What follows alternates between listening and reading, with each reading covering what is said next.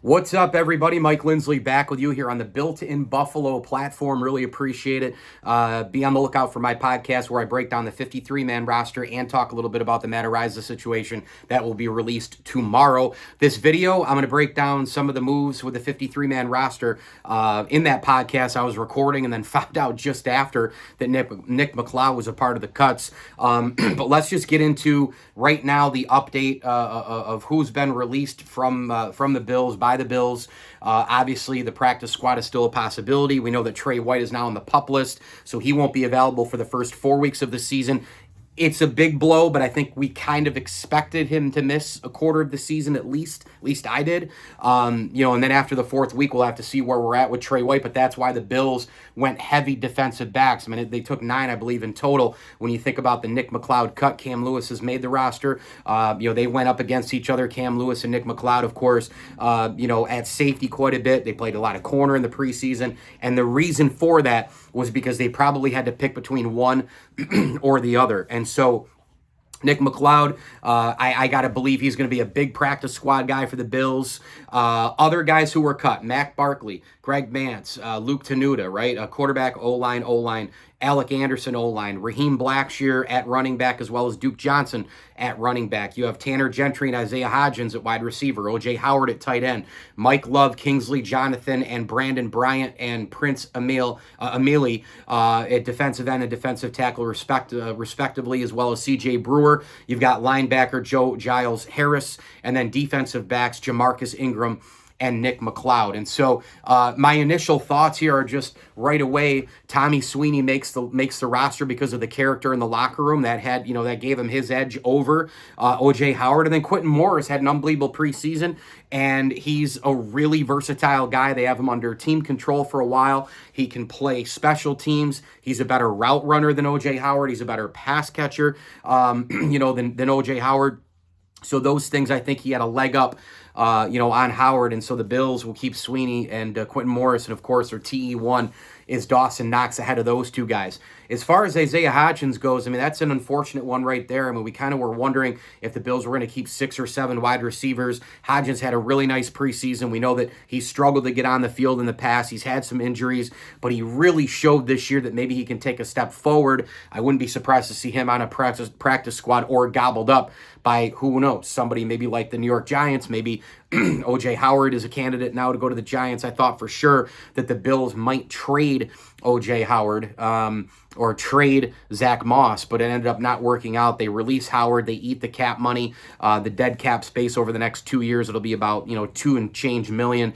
And then you've got, a situation with McLeod, who could be a practice squad guy as well. Other than that, though, not a lot of big surprises, in my opinion. This Bills team, really, when you think about it, this is what happens. You have to make tough decisions, when your roster is locked and loaded as a team that's picked by most to win the Super Bowl.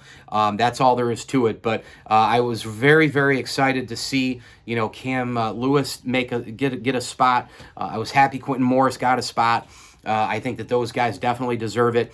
And, we'll see what happens as we move forward. But, Christian Benford, there was no doubt. Tyrell Dodson, there was no doubt. All the linebackers, most of the corners and the safeties, there was really no doubt. It was just a matter of one position here, one position there. And, of course, the running back spot, too, right? I mean, let's face it. This running back room was pretty crowded. The Bills end up going with James Cook, Tywan Jones, Zach Moss, and Devin Singletary. And, this is going to be a case in point here with the Bills.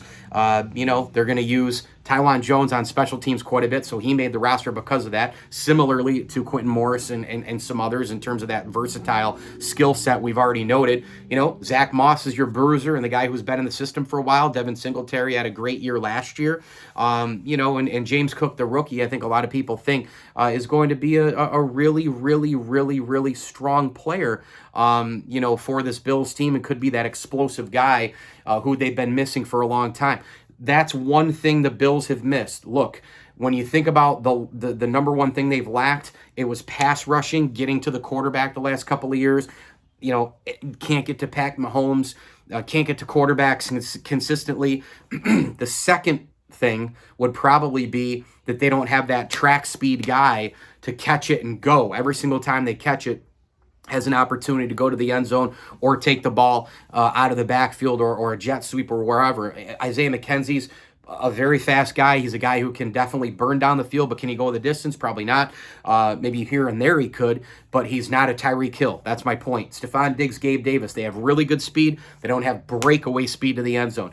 They think James Cook might be that guy, and this guy at 5'11", 190 really burns it down the field. He'll run it and he'll catch it. So let's see what kind of excitement he brings to the Bills. But overall, not really a lot of surprises. We were just kind of waiting for the competition battles, to kind of take form and go from there. And the Bills cut a bunch of people I expected them to cut.